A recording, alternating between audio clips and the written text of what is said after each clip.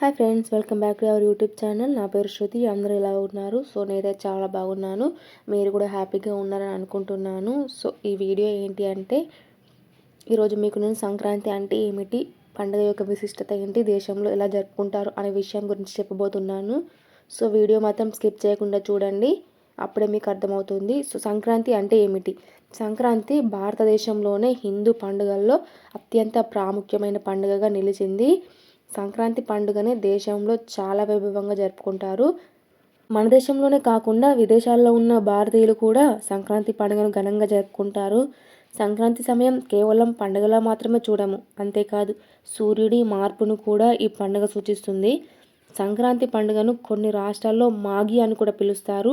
ఈ పండుగ సూర్య భగవానుడికి అంకితం అని చెబుతుంటారు. సూర్యుడు మకర రాశిలోకి ప్రవేశిస్తాడు. ఇది జనవరి మాసంలో జరుగుతుంది. సాధారణంగా సంక్రాంతి ప్రతి ఏటా జనవరి 14వ తేదీన జరుగుతుంది.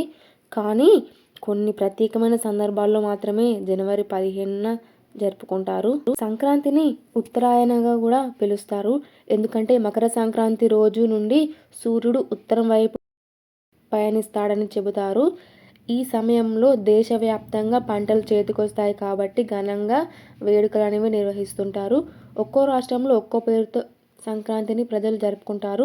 ఉత్తర భారతదేశంలో నివసించే హిందువులు, సిక్కులు సంక్రాంతి పండుగను మాఘి అని పిలుస్తారు.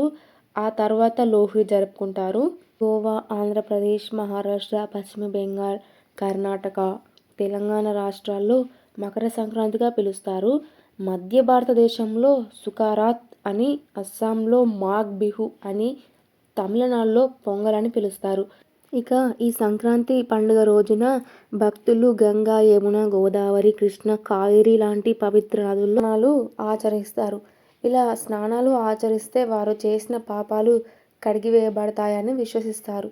ఎన్నో రకాల ఆధ్యాత్మిక కార్యక్రమాలను కూడా ఈ సంక్రాంతి రోజున నిర్వహిస్తారు. 12 ఏళ్లకు ఒక్కసారి మకర సంక్రాంతి రోజున కుంభమేళ కూడా జరుగుతుంది. బెల్లం లడ్డులను తయారు చేసి ఇరుగు పొరుగు వారికి పంచుతారు. విభేదాలు ఉన్నప్పటికీ అంతా కలిసే ఉండాలని, సామరస్యతతో మెలగాలని సూచిస్తుంది ఈ పండుగ. హిందువుల నమ్మకం ప్రకారం మకర సంక్రాంతి రోజున ఎవరైనా మరణిస్తే వారికి పునర్జన్మ ఉండదని, నేరుగా స్వర్గానికే వెళ్తారని చెబుతారు. ఇదండి ఈ సంక్రాంతి యొక్క విశిష్టత.